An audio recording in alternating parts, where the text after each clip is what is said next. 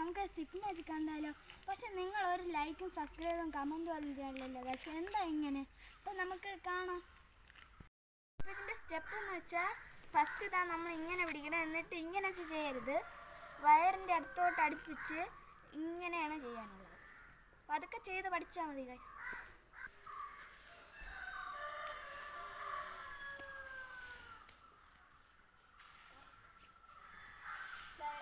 ഈ വീഡിയോ ഇഷ്ടപ്പെട്ടെങ്കിൽ നിങ്ങൾ ലൈക്ക് സബ്സ്ക്രൈബ്